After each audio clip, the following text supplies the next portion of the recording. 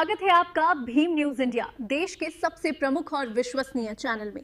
आप देख रहे हैं भीम न्यूज इंडिया। नमस्कार, मैं आपके साथ हूं। आइए जानते हैं आज की ताजा अपडेट्स। देश और दुनिया में क्या चल रहा है उसकी पूरी जानकारी लेकर हाजिर हैं। सबसे पहले बात करते हैं आज के मुख्य समाचार की। देश की जनता से अपील करते हुए प्रधानमंत्री नरेंद्र मोदी ने कहा कि 1 साल तक सोना न खरीदे देश की जनता। इस पर रणदीप सुरजेवाला कांग्रेस प्रवक्ता ने दिल्ली में एक प्रेस कॉन्फ्रेंस की। साथ ही जो स्वर्णकार संघ के पदाधिकारियों को साथ लिया। उन्होंने कहा कि देश में बुलियन स्टॉक बनाना चाहिए। आप देख रहे हैं भीम न्यूज इंडिया विनय कुमार सिंघल के साथ। वीडियो शुरू करने से पहले आपसे अपील है कि हमारे चैनल को यूट्यूब पर सब्सक्राइब कीजिए, लाइक कीजिए, शेयर कीजिए, कमेंट्स कीजिए। साथ ही आप कमेंट्स करके बताइए कि देश में सोने के भंडार कहां कहां पर हैं। देखिए क्या कुछ कहा, एक रिपोर्ट। इस देश में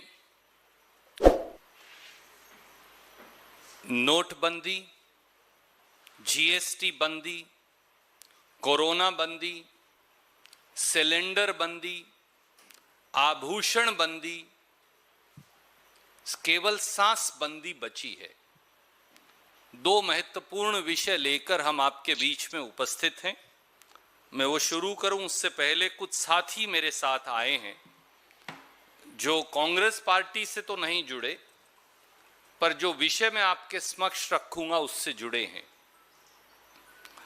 मेरे बाएं हाथ को बैठे हैं राजेंद्र सोनी जी, जो राष्ट्रीय उपाध्यक्ष हैं स्वर्णकार संघ के, और मेरे दाएं हाथ को बैठे हैं अजीत जी, ये राष्ट्रीय सचिव हैं स्वर्णकार संघ के।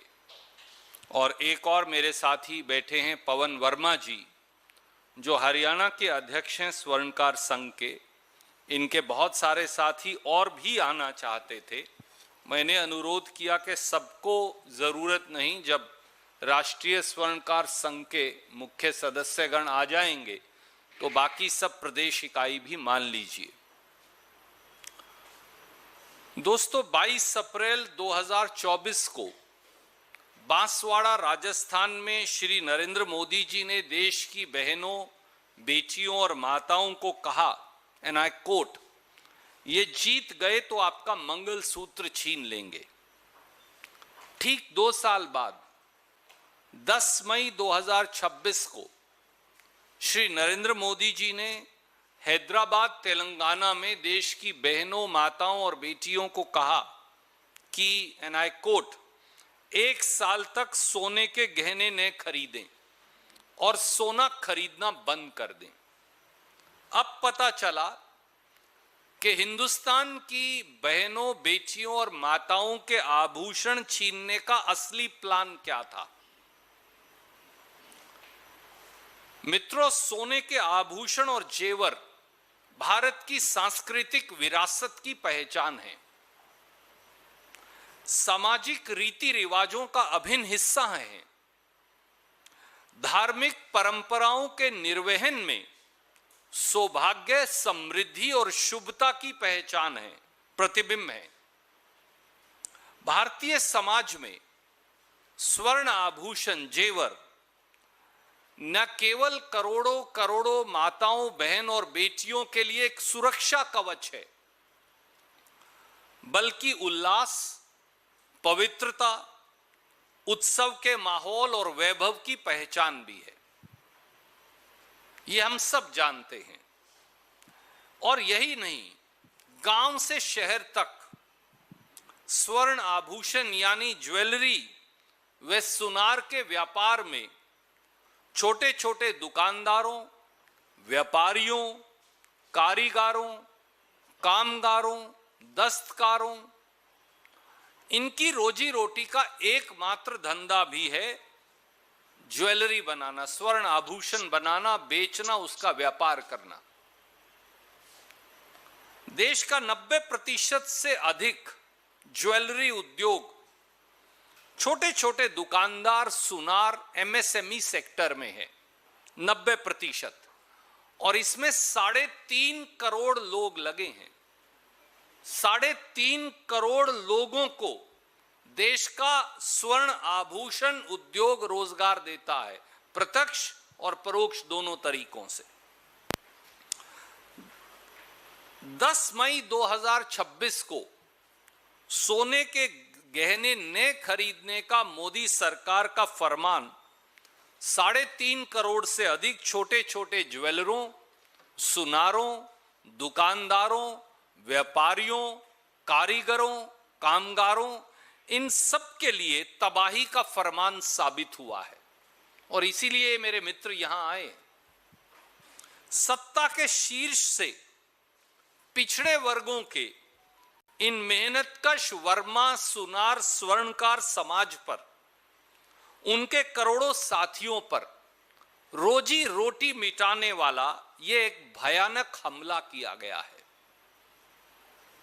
अब 13 मई 2026 को एक और ज्वेलरी उद्योग विरोधी वज्रपात गिराते हुए मोदी सरकार ने सोने और चांदी की इंपोर्ट ड्यूटी 6% से बढ़ाकर 15% कर डाली। मतलब एक तरफ तो सोना व सोने के आभूषण नए खरीदने का फरमान देकर 3.5 करोड़ लोगों की रोजी रोटी पर लात मार दी, तो दूसरी ओर सोने की तस्करी करने वाले तस्कर माफियाओं के लिए काली और मोटी कमाई और मलाई का रास्ता खोल दिया। नेचुरली स्मगलिंग शुरू हो जाएगी फौरन।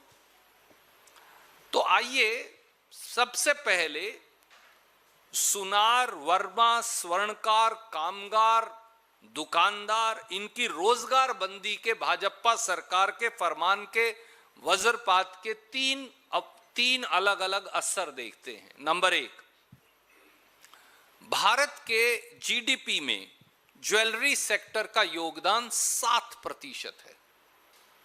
Very few people know this. Jewellery sector contributes 7% to India's GDP.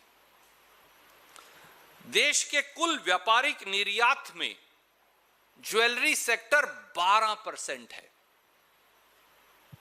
सबसे बड़ी बात यह है कि 85% ज्वेलरी एक्सपोर्टर एमएसएमई सेक्टर में है, यानी जॉब क्रिएटर्स हैं। सोने के आभूषण कारोबार में गांव से शहर तक, कस्बों से महानगरों तक छोटे ज्वेलर, व्यापारी, सुनार, गलाई, पकाई, चिलाई, गड़ाई, पॉलिश, ये सब काम में लाखों करोड़ों कारीगर लगे हैं और करोड़ों परिवारों की आजीविका इससे जुड़ती है। एक और तथ्य जो किसी को शायद मालूम नहीं हो, जेम्स एंड ज्वेलरी जो सेक्टर है, ये भारत की शायद सबसे बड़ी रोजगार देने वाली इंडस्ट्रीज में से एक है। 50 लाख लोग सीधे कारीगर इत्यादि ये काम करते हैं और देश में 3.5 करोड़ लोग इस उद्योग से जुड़े हैं। एक साल की अगर रोजगार बंदी हो गई तो पूरा ज्वेलरी सेक्टर हिंदुस्तान का डिस्ट्रॉय हो जाएगा, उसका विनाश हो जाएगा, वो अंत हो जाएगा। 3.5 करोड़ लोग। दूसरा पहलू, सरकारी आंकड़ों की अगर मैं बात करूं तो जुलाई 2020 में उद्यम पोर्टल लॉन्च किया गया। 15 अगस्त 2025 तक देश भर में 75,082 एमएसएमई डी रजिस्टर और शट डाउन हो गए, बंद हो गए। एक और रिपोर्ट है जो ये कह रही है कि 2015-16 से 22-23 के बीच में असंगठित विनिर्माण क्षेत्र, अनऑर्गेनाइज सेक्टर जिसे हम कहते हैं, उसमें 18 लाख एमएसएमई बंद हो गए। यह ऑलरेडी भयावह स्थिति है जो सरकार के आंकड़ों और इंडिपेंडेंट आंकलन से आपके सामने है। केवल 24-25 में ही अगर बात करें तो फरवरी 2025 तक 35,567 एमएसएमई बंद हो गए। एमएसएमई ही देश में रोजगार उत्पादक है। 3 लाख लोगों का काम चला गया। अब ऐसे में सोने के आभूषण के कारोबार को ठप करके आप लोगों की आजीविका का तो गला घोट रहे हैं, बल्कि देश में आर्थिक संकट और तबाही मचाने का एक और रास्ता भाजपा खोल रही है। ये भाजपा की द्वारा निर्मित त्रासदी है और एक क्रूर अमानवीय अत्याचार है। तीसरा पहलू, सोने की इंपोर्ट ड्यूटी बढ़ाने से सीधे स्मगलिंग सोने की शुरू हो जाएगी। ये मैं नहीं कह रहा, ये सरकार के आंकड़े बताते हैं। 2024-25 में ही जब सोने की इंपोर्ट ड्यूटी 6% है, तो सरकारी एजेंसियों ने 3005 मामलों में 2600 किलो सोना स्मगलिंग का जब्त किया ऑलरेडी। ये सरकारी आंकड़ा असली जो स्मगलिंग हो रही है उसका एक बहुत छोटा सा हिस्सा है, क्योंकि ज्वेलरी सेक्टर के विशेषज्ञों की माने तो 10 से 15 मीट्रिक टन सोना इससे पहले ही स्मगल हो रहा था, क्योंकि ड्यूटी 6% है।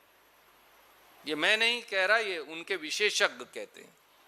अब 15% है, तो 15% इंपोर्ट ड्यूटी के बाद, ये घोषित तालाबंदी के बाद सोने की स्मगलिंग और सोने के तस्कर, उनकी पोबारा और ज्वेलरी सेक्टर जो है उनकी रोजी रोटी पर हमला, ये हो जाने वाला है।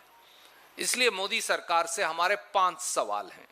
पहला, क्या नोटबंदी की तरह अब उद्यम बंदी भी न्यू नॉर्मल है भाजपा का? दूसरा, क्या प्रधानमंत्री और भाजपा सरकार सार्वजनिक मन से सोने के गहने न खरीदने की अपील करने से जो ज्वेलरी सेक्टर को भारी नुकसान होगा, 3.5 करोड़ लोगों का जो रोजगार जाएगा, उनके लिए आपने क्या सोचा है?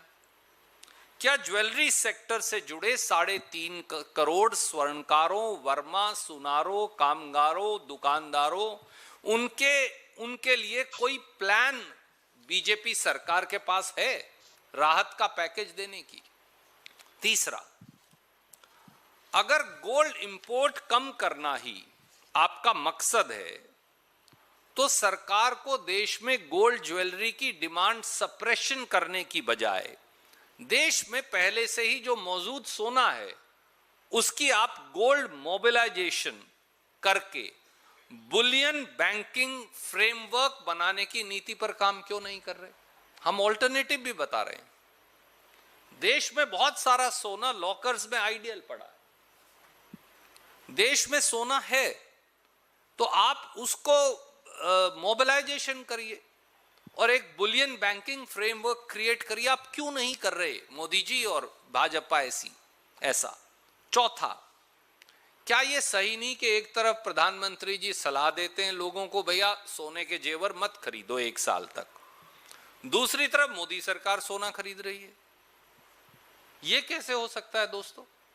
और मैं आपको अभी बता रहा हूं, क्या यह सही नहीं कि मोदी सरकार और आरबीआई ने सॉवरेन गोल्ड होल्डिंग जो सितंबर 2025 में थी 794.64 मीट्रिक टन, और अब चौंकिए मत, ये मार्च 2026 में यानी 7 महीने में बढ़कर हो गई 880.52 मीट्रिक टन। क्यों? क्या यह सही नहीं कि मोदी सरकार ने पिछले 7 महीने में खुद 85.88 मीट्रिक टन सोना खरीद लिया? तो भैया आप लोगों को तो कहते हो कि एक मंगलसूत्र मत खरीदो, बहन के लिए एक जेवर मत खरीदो, बिटिया के लिए सोने की बाली मत खरीदो कान की, मां के लिए सोने की चेन मत खरीदो, और मोदी सरकार 6 महीने 7 महीने में 85.88 मीट्रिक टन सोना खरीद रही है। ऐसा क्यों? और पांचवा, कि क्या अब 90% एमएसएमई छोटे दुकानदारों से जुड़ा ज्वेलरी उद्योग भी अगले 1 साल में तालाबंदी का शिकार हो जाएगा? क्या ज्वेलरी सेक्टर के इन छोटे छोटे एमएसएमई के लोगों को साफ कर अब ज्वेलरी सेक्टर भी 2 या 3 उद्योगपतियों को सौंपने की तैयारी हो रही है। हमारे द्वारा दिखाई खबरें पसंद है तो सब्सक्राइब कीजिए, लाइक कीजिए। इसके लिए भीम न्यूज़ इंडिया की न्यूज़ देखने के लिए बने रहिए हमारे साथ। आपका बहुत बहुत धन्यवाद।